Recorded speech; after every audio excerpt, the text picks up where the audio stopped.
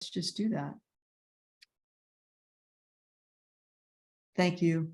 Okay, so CARC is, has been developing in the background for many years, and now is a full-fledged governance-based organization to advance the frontiers of research by helping facilitate capacity and professional development for research computing and data professionals, and also, help really build the professionalization and advancement of this community and the people that work in these roles, so that we can continue to grow what we're doing on campuses and research organizations, so important, and do the marketing and development we need to do to make this all work.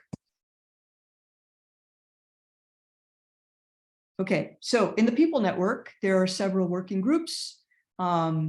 You can see them here. I'm not going to read them all out. And we work closely with the Emerging Centers group. In fact, we'll probably have some shared webinars down the road.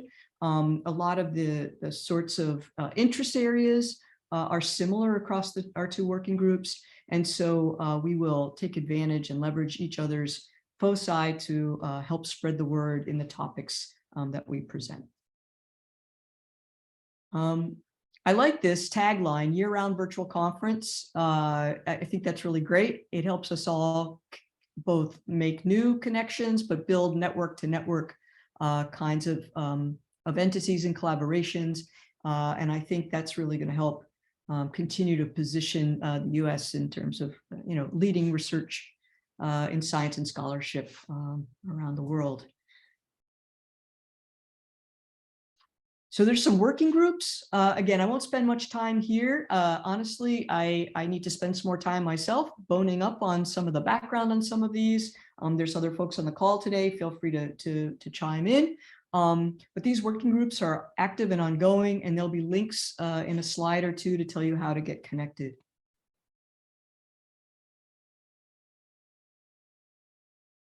And there it is. Okay, so do feel free, if you're not connected to any of these working groups or the task areas, feel free to be in touch with us if you're interested specifically in this one, or reach out to any of us for any of the questions you might have. Okay, thank you to let's go back. Thank you to our, so I co-coordinate this with Patrick Schmitz, and thanks to our other folks who are on the steering committee. Some of them are here with us today. Others you'll run across in other meetings along the way. Our next call after today will be on December 7th at our usual time, 9 Pacific and noon Eastern. We have not selected or landed on a topic and speaker yet. We are in the process of doing that with our steering committee. We're certainly open to community input and would welcome that. Today, we're going to have some highlights from really the most recent meetings at CASC, EDUCAUSE, and the NSF Cybersecurity Summit. Our speakers today will be Jim Wilgenbush from Minnesota. Jackie and Claire will talk about the EDUCAUSE meeting, and I'll give a brief update on the NSF Cybersecurity Summit. Jim, if it's okay, I'm going to stop sharing and turn it over to you. Thanks, Melissa. Yes, it's definitely okay. And I'm going to share my slides, and so you don't have to see me. Hopefully everyone can see that okay. Maybe give me a thumbs up. Yes. Yes, it's good. That works well also. Thanks for this opportunity to share with you at least a summary of the CASC fall meeting. In general, it's great to have these roundups because we all would like to at least bilocate or trilocate when we have a fall like we did this fall, where people are meeting again, and we would love to be part of them all, but we have limits as far as where we can travel and how far we can stretch ourselves. So hopefully this update will give you some of the high points, and I'm happy to report that we have a number of people who are at that meeting here so they can keep me honest, and also perhaps more importantly, add any sort of insights that they might have gleaned from the meeting that I might not have taken away from it. Also, I should acknowledge that our brand new executive director is here, so we are super happy to have her. So Catherine Kelly is here, and she can maybe say something as well if there are questions or comments or what have you. All right, so let's see, get back to there. The big exciting news for us is 30 years of serving this community. And we've undergone a lot of changes in that 30 years, but we, I think, have made a significant impact in terms of advancing things in what was a relatively small ecosystem to what we now see as a much larger ecosystem, one in which there's tons of room for various entities to make an impact to advance the work that we're doing. We've grown in that time, which is not at all surprising. And so these are data just from the last 20 years. And you can really see how in a fairly linear way we have added members to our roles. The sort of dips and spikes are really more of an anomaly based on how these data were entered, less because or where they were gleaned from, as opposed to when members actually entered. It's actually much more linear than these data actually show. The question that CASC is asking itself is bigger, better, and I did actually part of my dissertation on this in terms of sort of evolutionary strategies. So the topic is near and dear to me with respect to how organisms allot sort of their reproductive efforts to size and to numbers. But it's a question that I think is worth asking, and it is one that we're certainly asking because one of our mandates is to advance at least the diversity of our membership. And so we want to really understand in the coming year what that means and how we actually grow more diverse while still focusing on our value propositions. When we look at our membership, it's interesting from the standpoint of being able to profile folks in terms of at least their research expenditures. What we see is that we've always served those institutions that have had fairly large, significantly large research expenditures. And when we sort of look at that top tier 0 to 200 in particular, we'll see that the biggest trend I think that you can take away from the last 20 years is that we've sort of filled in those top 200 members in terms of how our growth has happened. And so we're really representing still what are known as Research 1 institutions, where there is a fairly significant research and development expenditure by those institutions. And that's important in terms of, I think, who's been able to attend our meetings and how we've been able to conduct our business. And so we'll be looking at these data and asking questions around how, again, we should diversify given our mandate. I mentioned value proposition, so I thought I would bring it up here and just to emphasize it. Our value proposition is really runs across these 5 key points: to advocate, to advise, to learn, to foster, and to share. And obviously, these are not mutually exclusive values. They're ones that would, I think, for us to be effective, require partnership, especially if you look at share and foster and learn, advise and advocate. All of those really have some element of needs for partnership. And so, let's see. So some of those partnership opportunities, and I think I saw Henry here, Henry was, I think, joined this call, might involve collaborating with the Cyber Infrastructure Leadership Academy.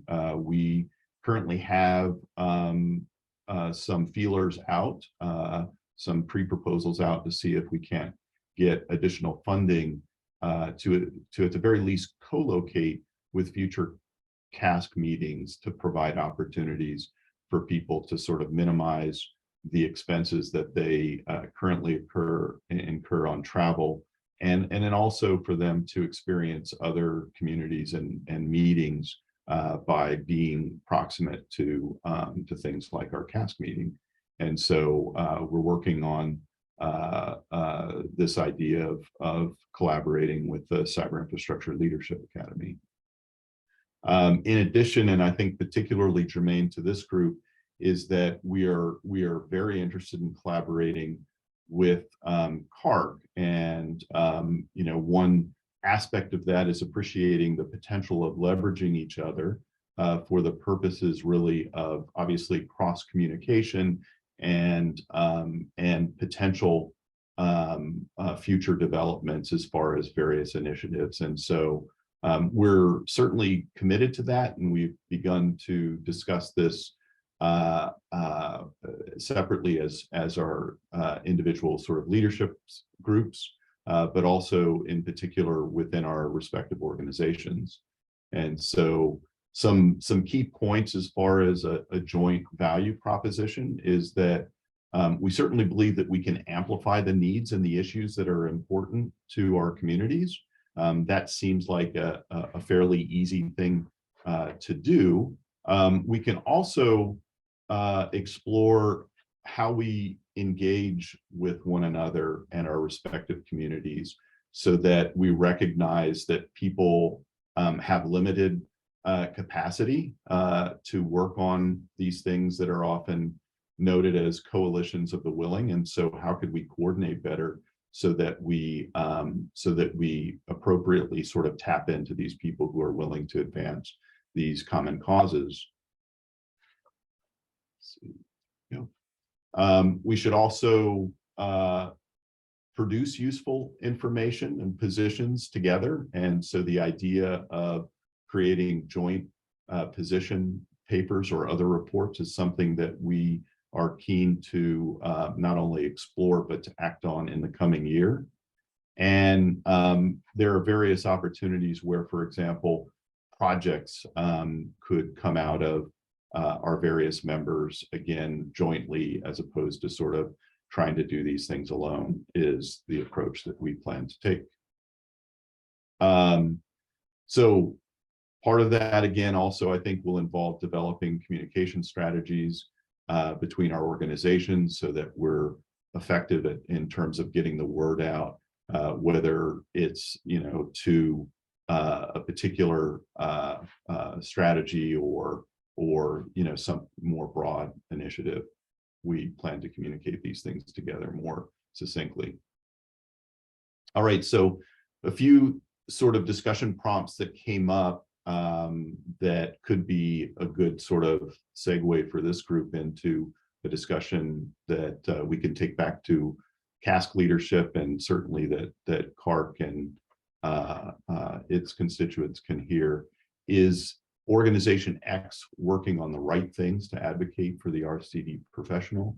What are we not doing that should be of value? What are the most important things for Organization X to remember to be a good citizen in the community? Are there important partnerships with other community organizations that we should focus on? And what else could we do to make Organization X a great place to support your work and to ensure welcoming and inclusive atmosphere? I think I just jumped ahead.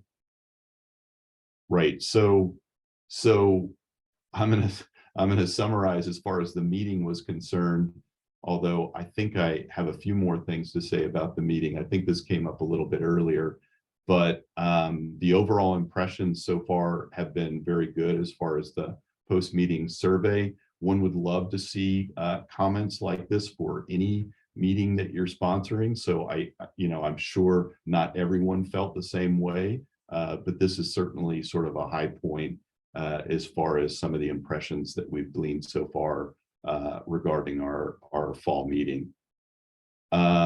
Upcoming events, we hope to see folks at Supercomputing, where we have our CASC luncheon. This is for members of the CASC organization, and folks have signed up, some of whom I've seen here.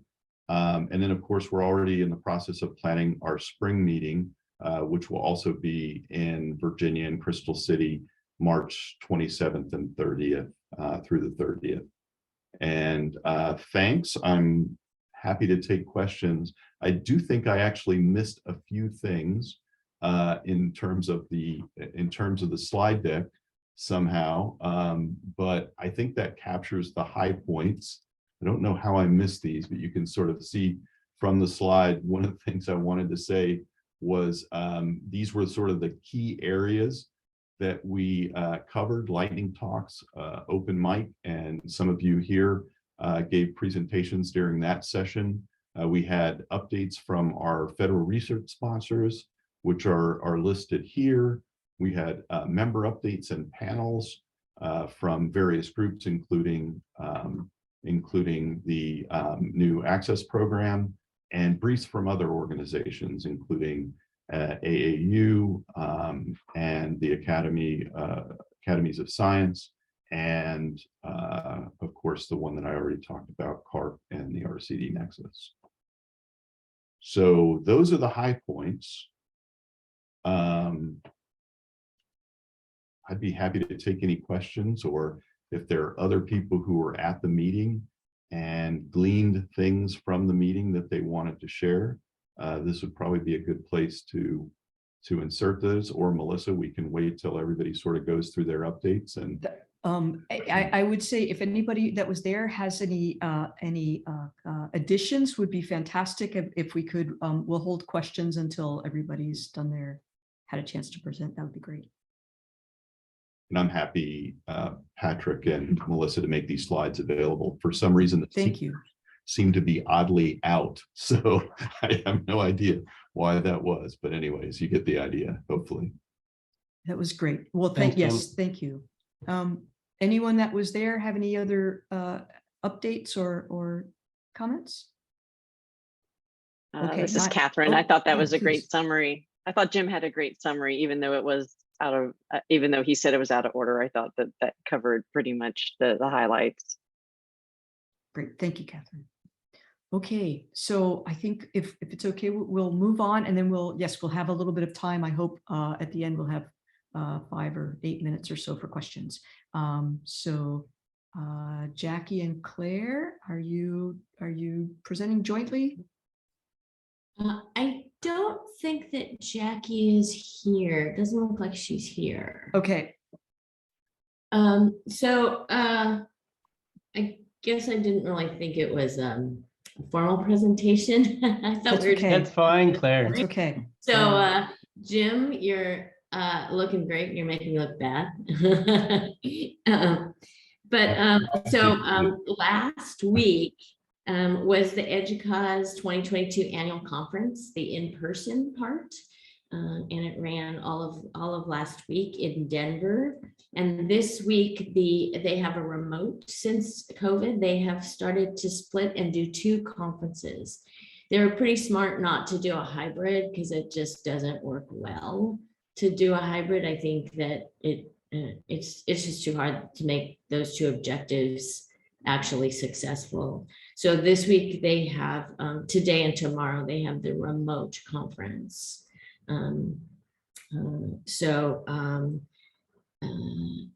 It was the EDUCAUSE conference is always very inspiring, and for me personally, the reason I got involved in EDUCAUSE is because it traditionally is heavy with the CIOs and on the instructional side of institutions.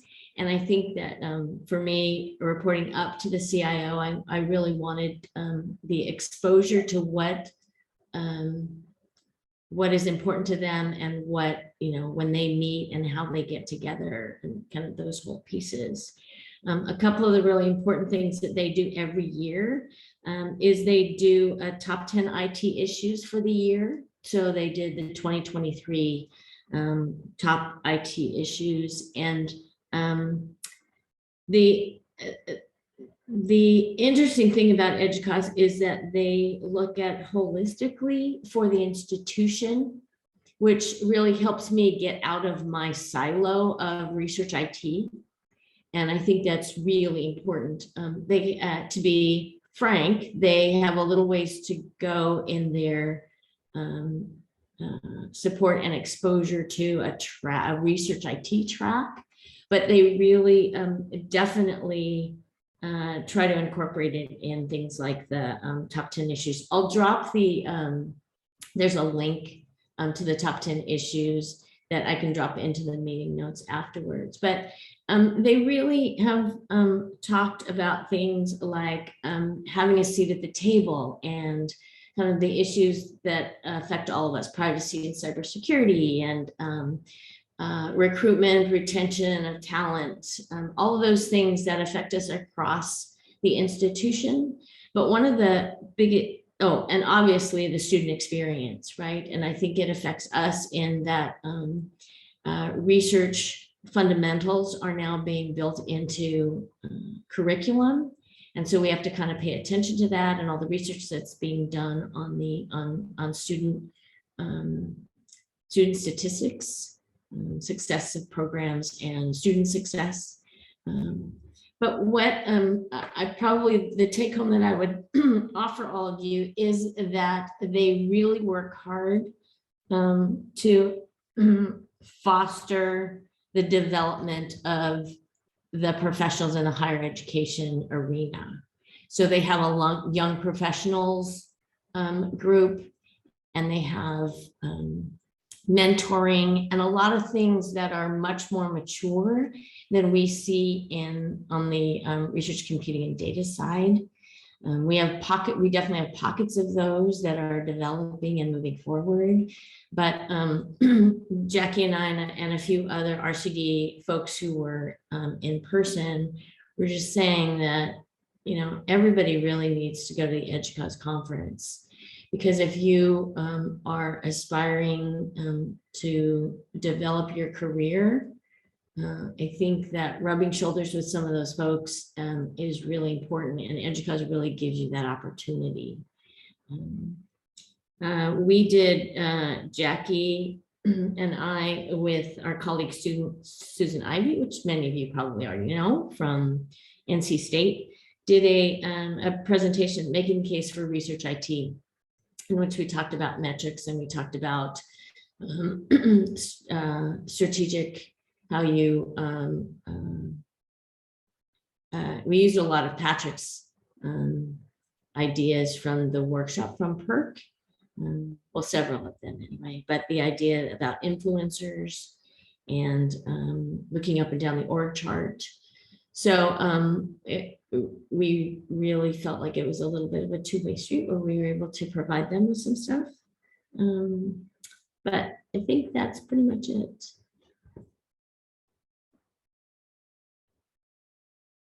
Great. And I see Susan dropped a note in the chat. So thank you, Susan. Good to see you as well. Thanks very much, Claire. That's great. That's really helpful. I haven't been to an EDUCAUSE meeting yet, but I do hope to attend next year. Okay, so I'm going to let's see. Let me see if I can do this the right way here. I'm going to go ahead and start. Oop. There we go. Let's see if I can share this, and we'll have time for questions. So yes, please, if there are questions for Claire and Susan about EDUCAUSE, please feel free when we get a chance, when we get to the Q&A time. Okay, let me share my screen.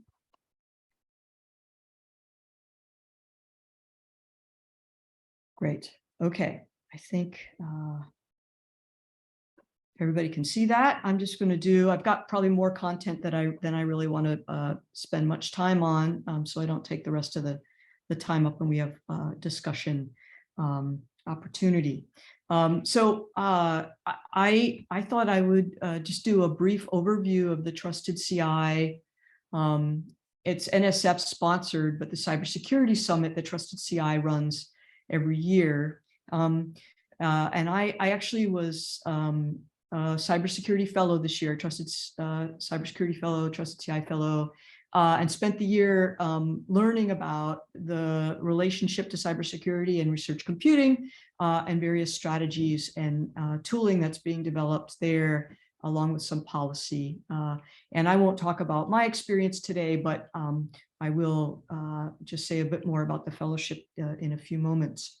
I want to thank Jim Basney, who's the principal research scientist at Cybersecurity Division at NCSA, and the current director. He took on the director's role at Trusted CI this year. And Scott Russell, who's a policy analyst. He's a senior policy analyst at Indiana in the Applied Cybersecurity Research Center. And they shared their slides with me from this year's conference, just so I had some nice looking content to share today. Okay, so Trusted CI, as some of you may know, is NSF funded Cybersecurity Center of Excellence.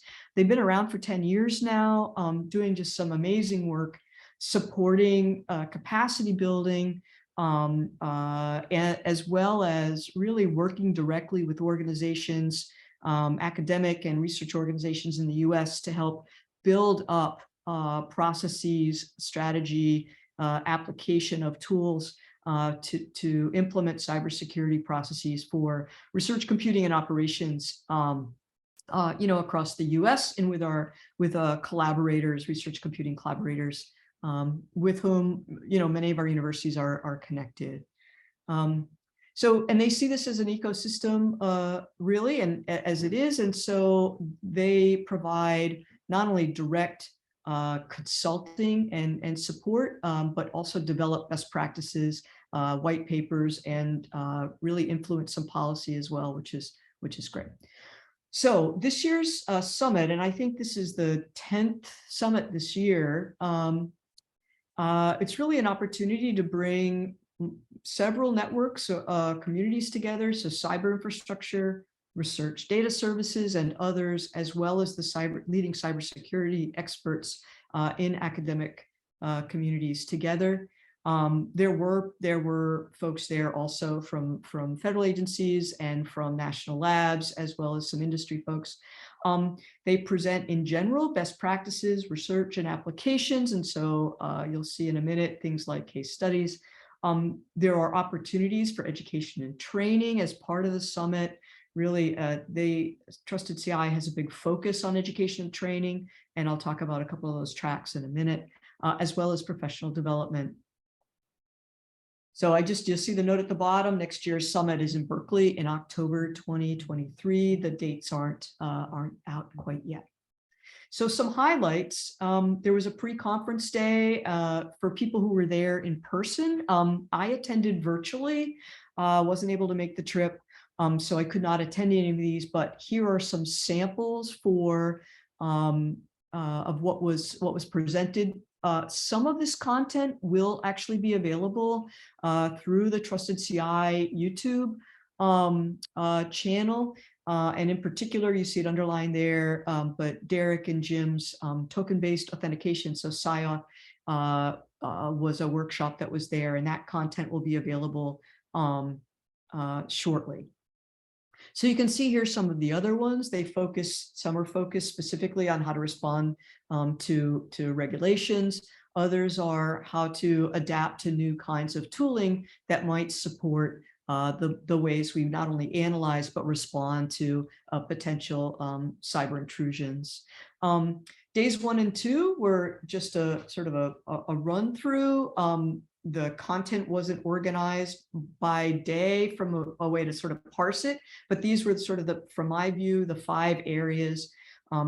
Just general presentations and keynotes, some research updates, outcomes reports from activities and engagement work, community updates from, you'll see a couple different community thrusts from Trusted CI. So one on the framework and one on major facilities, and then some talks on the general state of the field.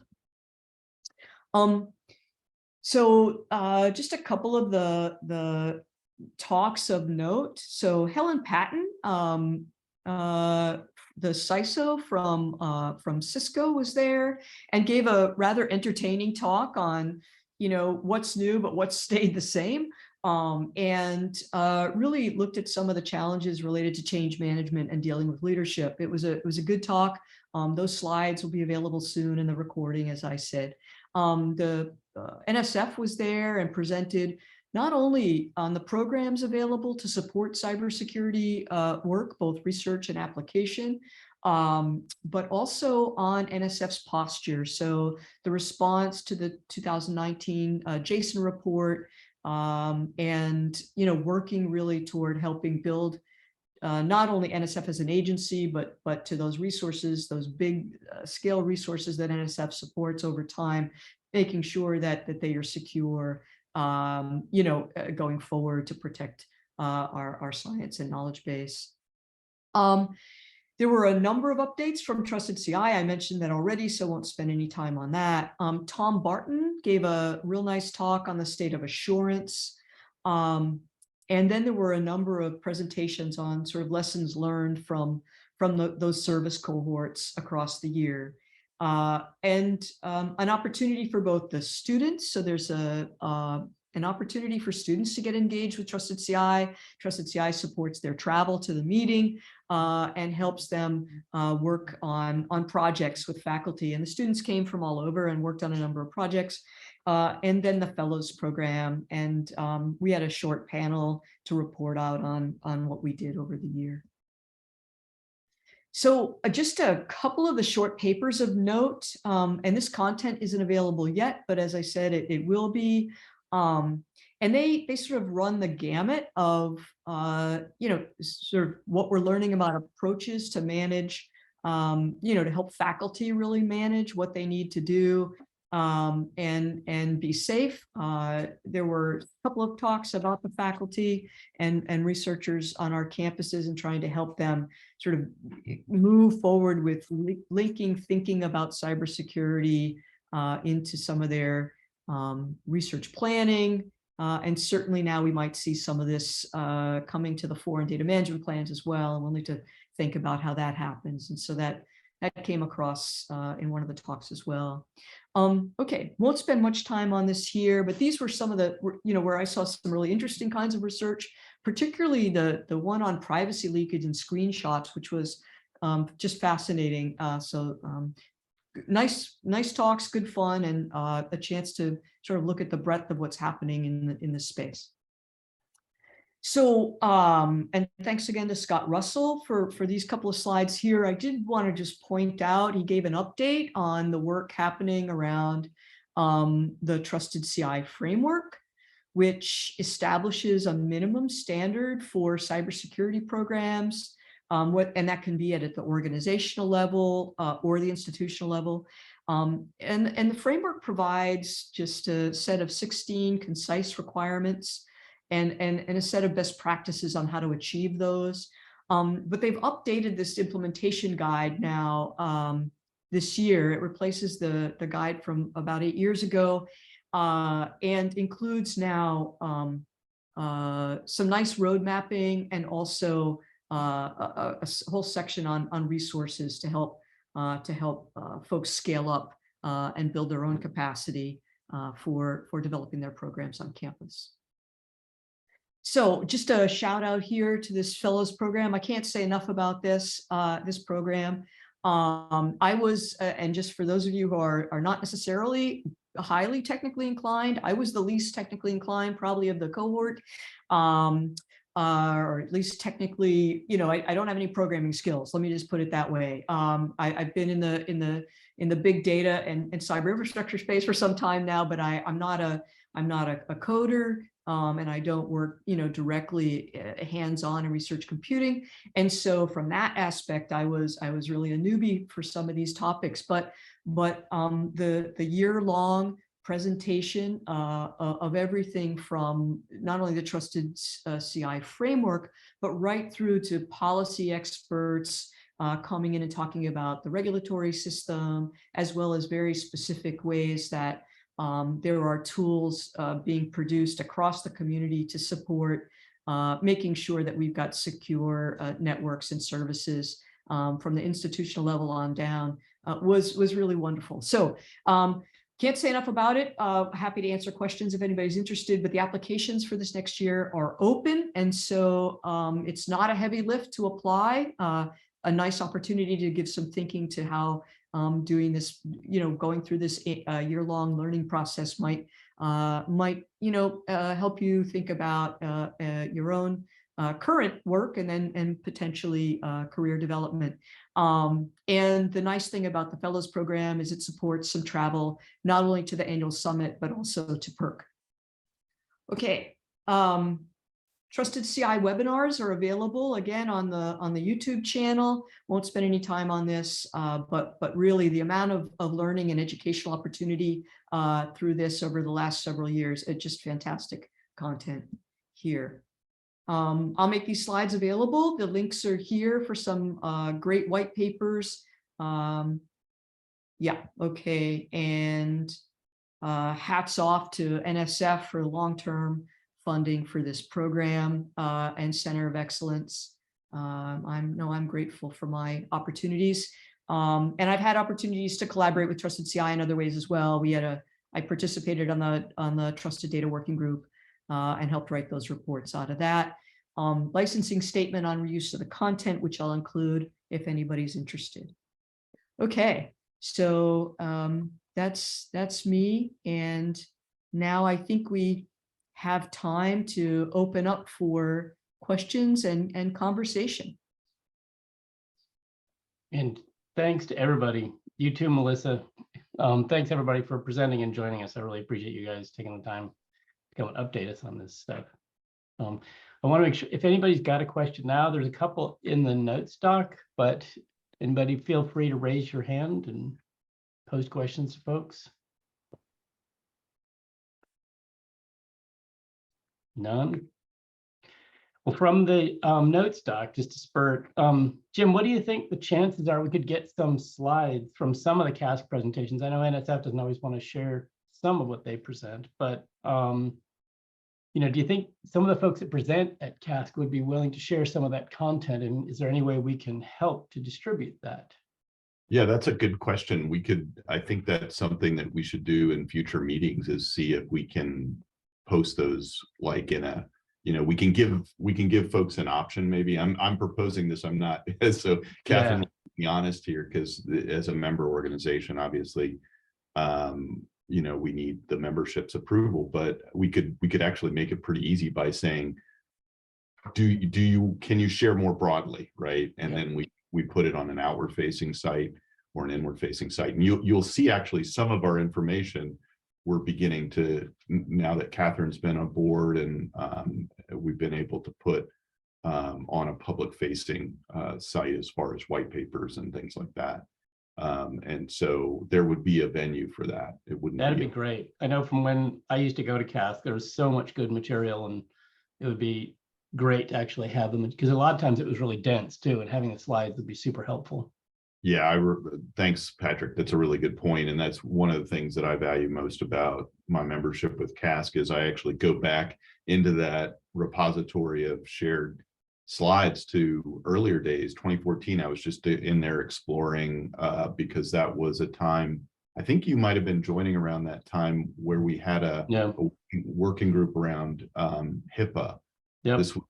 Everyone will remember this was when a lot of centers of research computing were being asked to do more in the way of compliance. And it was funny too, because some of the slides that I looked at were whatever you can do if they ask you, run. I mean, it was apparently an option then to basically say no. And now I think I'm not unique in saying that our research computing enterprises are very strongly connected to compliance requirements, and Melissa's presentation really speaks to that perfectly. I mean, you can't run, you can't hide, you have to address these things.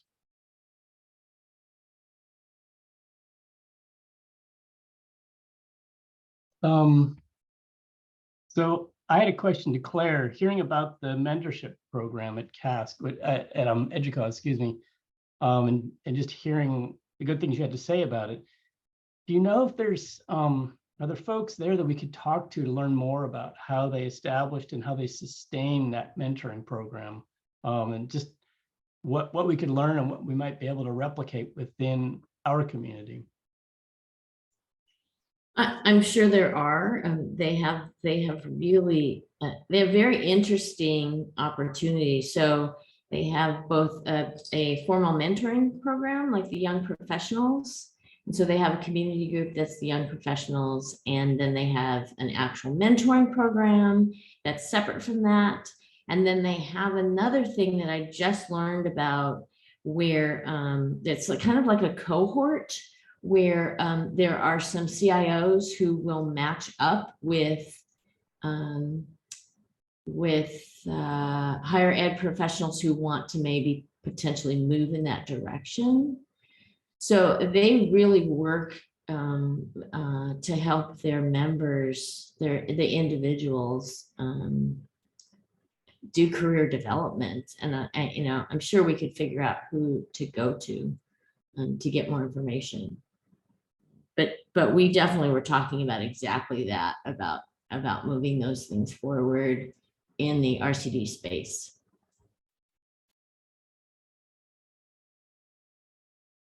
Cool. There's a couple of questions for Melissa in there. Do you want to take a look at the notes and address those, Melissa? Yes, I saw. Okay, so the first one I'll address is the time commitment for the Trusted CI Fellows program. So the application period's open now. They make the selection. You hear usually sometime in January, start to connect, and then the actual sort of meetings happen on about a weekly basis. Of course, there's periods where we're out of session, if you will, and it runs through November. So yeah, so that's the time. And for time commitment per week, it's anywhere from just an hour to a couple hours a week, depending on sort of what you're doing. Yes. So and my bet is that's Dana writing that question. Did you have to write up a summary? Yes, you write a short white paper of your experience. There's already sort of a framework or a set of questions you can address. And really the cohort is so different. So for example, there's a couple of faculty that are actually fully engaged in cybersecurity research, and they sort of write up, what they're doing and the ways that the fellowship has been part of what they're doing. For me, I have not written up my white paper yet. I got a little dispensation just because I'm in the midst of moving, and so I'll be writing mine up. But yes, write up a summary of your short white paper on your experience and also ways you'll move forward. And so, just for an example, my presentation today is one of the ways I'm contributing back to Trusted CI, right? So part of my role as a fellow and collaborator or member of the community is to continue to go out and share the good word of Trusted CI. So yeah. So let me turn, and happy to answer any other questions about the fellows experience. But let me turn to the other question.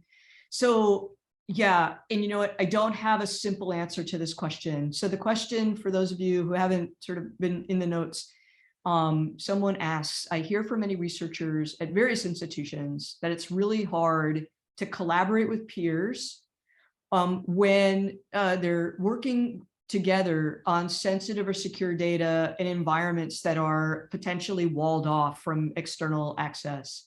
So are there leading and trailing practices? So the answer is there are a number of kinds of practices being implemented. I have not, I'll be honest, I haven't seen like a really nice, easy table that sort of lays out, here's this approach, this is what we did, these are the pros and cons. That might exist, I just haven't seen it, particularly because honestly, some of the approaches are really just being implemented now. So just as an example, the ecosystem for research networks, which used to be the Eastern Regional Network, is working on a project to be able to access instrument-driven or instrument-produced data across campuses. And they are working, some of the real challenges for that are exactly being able to manage authentication and access to move those data across firewalls and things. So, there are at other kinds of, at other places like at San Diego Supercomputer Center, there's the Sherlock system, which is HIPAA compliant, but also now is providing services for other institutions. It's not just for San Diego. And so, there are some services that are beginning to be built out where you can contract or use somebody else's service. So I don't have a simple answer. That's probably something that would be a really nice, potentially a very nice webinar for us to do here in the spring.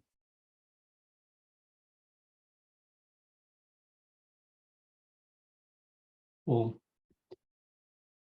Any other comments or questions from anybody? Anybody else who's went to any of these events and heard something interesting or got something out of it?